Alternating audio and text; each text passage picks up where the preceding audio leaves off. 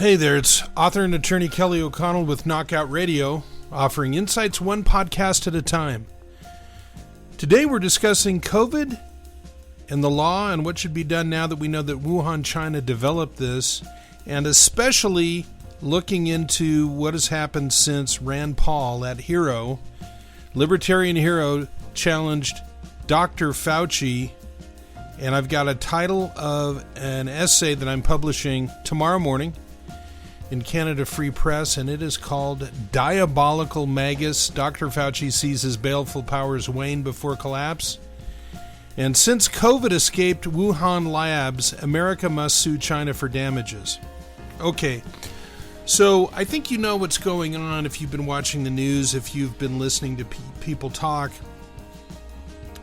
Basically, about a month ago or more, farther back, it was just a given that the virus that we call COVID, that we're wearing masks for 2 years, almost 2 years, year and a half, whatever it's been, that virus had to have come from animals. It came from bats or whatever.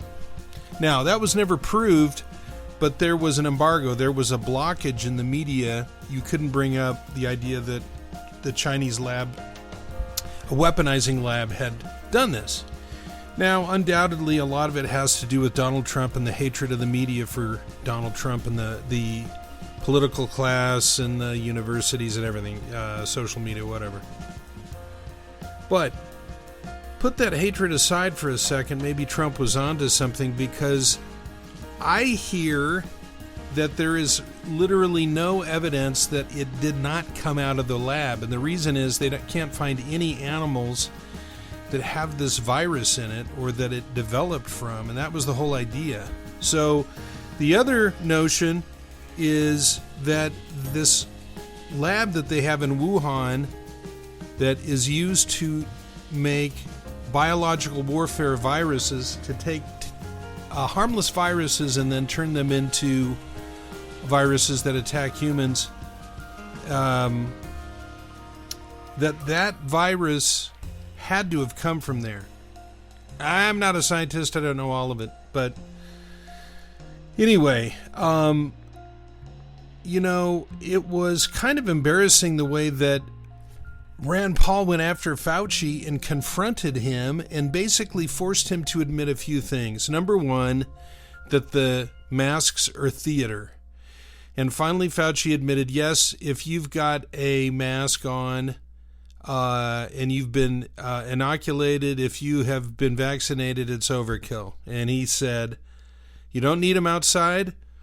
And he said, I myself feel comfortable inside without a mask on. Now, here's a guy a couple of weeks ago was wearing 2 masks. So we know that there is theater, there's gamesmanship, there's chess going on. And the head chess player was, up to this point, Dr. Fauci. And, he plays rope-a-dope. He plays fast with the facts. He likes to keep people in control, these governors in control.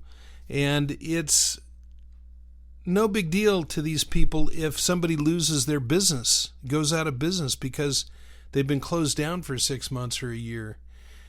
People are sobbing at home on the kitchen table, pounding the table, saying, my grandfather started this restaurant, or some other person saying, I took all my savings, I quit my job, I drained my 401k to start this bar, and now look what's happening. So they don't care. And it's just got a weird feel to it. Now, here's the thing. If we know that China did this, then there's 2 options. Number one, they did it on accident or they did it on purpose, right? Now, by accident, they've got these people working in these labs, and they're getting sick, and they're having to take them to the hospital. They think that may have been the COVID starting to get out. Now, if they did it on accident, then they didn't tell anybody for 3 weeks or a month. During this time, 6 million people traveled in and out of Wuhan. It was the busy season, and that's how many people came in and out for that month. Or maybe it's just how many people that left there. 6 million people flew out of there. Think about how many cases were conceived from that. Now, if China had done the right thing, if China was a normal country and wasn't a tyranny, wasn't a communist tyranny, and they had human rights, they, in a perfect world, would have said, we've got this virus here, we're shutting down the country, we're shutting down Wuhan, we're going to take care of this. And what they did is, it seems like this virus got out and they took all the people that were around it and they put them in buildings and locked them up, put them in houses and locked them up until they died. Because that's China. They don't care about human rights. They don't tell the United States. Trump sniffs this out and shuts down travel to China. But you've got all these cases across the world, and in some places in the world it's still raging. Now in the United States it doesn't seem to be anymore. But if we were going to sue, let's just say your business was shut down or you lost both your grandparents, as happened in a lot of places like Michigan or New York, what would you do? Well, you'd first have to look at the Foreign Sovereign Immunities Act, FSIA, passed in 1976. Under 1603A of the code, the federal code, it allows you to sue. It generally protects foreign countries from lawsuits because we put that out for other countries because we wanted other countries to treat us that way, and that's how it's worked out. So United States has sovereign immunity from bad acts for its citizens. That's also true. Foreign countries have sovereign immunity against us. Now, what's a state? It includes a political, and this is a quote from the Act, includes a political subdivision of a foreign state or an agency or instrumentality of a foreign state. And there is an unequivocal Supreme Court precedent that makes FSIA clear that it's the sole basis for obtaining civil jurisdiction over a foreign state in U.S. courts and provides a comprehensive set of legal standards governing claims of immunity from civil suit. Now, you can't sue except for 3 exceptions. And I'm going to read a little quote here. FSIA incorporates 3 main exceptions to sovereign immunity: the commercial activity exception, the non-commercial tortuous act or emissions exception, and the terrorism exception. The commercial activity exception is governed by 28 U.S.C. 1605A2, non-commercial tort exception governed by 28 U.S.C. 1605A5. All of these exceptions are narrowed to activity conducted within the United States by state officials acting in their capacity which directly affects the United States. Courts have further interpreted this exception to only apply to activity conducted by the foreign state itself. Therefore, courts are reluctant to apply, never mind extend, these exceptions. However, when courts have allowed suits under FSIA, the damages have been substantial. While FSIA stands as the main preclusive obstacle to U.S. litigants seeking to hold China accountable, it certainly has not stopped many of them from filing suit. All right. Now, there was an addition that was made to this in 2016, this law, called JASTA, Justice Against Sponsors of Terrorism Act. And that was to help the people who were victims of 9/11 attacks. Now, JASTA allowed civil litigants to seek relief against persons, entities, and foreign countries, whoever acting and wherever they may be found, that have provided material support directly or indirectly to foreign organizations or persons that engage in terrorist activities against the United States. This aids exceptions to the general rule of sovereign immunity that a government cannot be sued without its consent. Now, there's been another act that's been suggested, Justice for Victims of Coronavirus Act, JVCA, and that would have made China liable for civil claims in U.S. courts, penalizing them for negligence and cover-up after the virus first emerged from Wuhan. But this bill expired in 12/31/2020. Okay, so my ideas for this. Let's say we find out that we know that China is responsible for COVID. What do we do next? We go back resubmit JVCA, Justice for Victims of Coronavirus Act, get the Senate and the House to pass it, and then sue with that. And I think we should sue claiming that China violated by attacking us to knock down our market share in the world and protect their own market share. So it is a trade illegality. Now, bearing in mind 6 million people traveled out of Wuhan after the Chinese found out that there was a virus, but before they announced it. I'm arguing that China committed terrorism on the U.S. because of an irrational and terroristic goal of COVID was to harm America and punish us for pushing back. You remember when Trump was focusing on pushing back against China and they were very frustrated. You know, they're trying to take over the globe, right? And they're building a giant army. If they did this on purpose, or if it was one of their goals, then it's had a terroristic effect.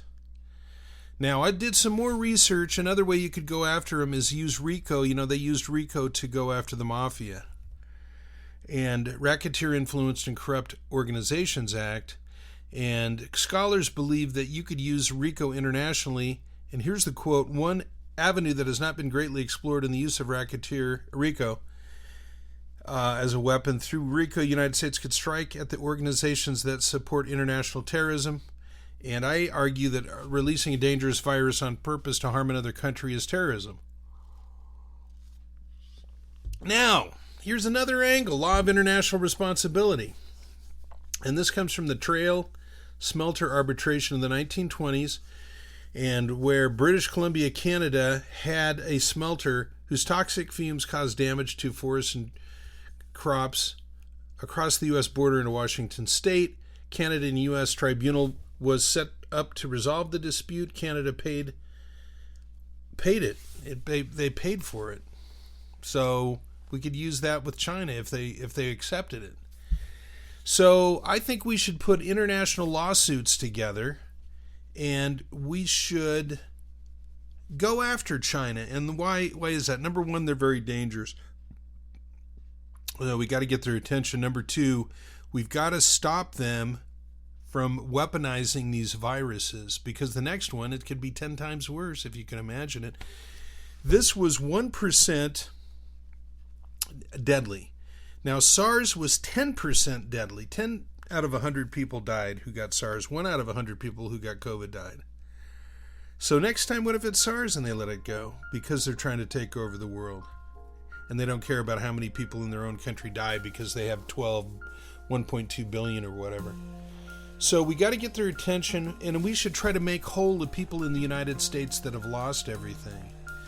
So if we got $1 trillion, China's probably may not take part in the lawsuit because they don't accept the jurisdiction of this court, of these world courts. But we could take the $1 trillion that they've bought of our bonds and cancel a debt on that.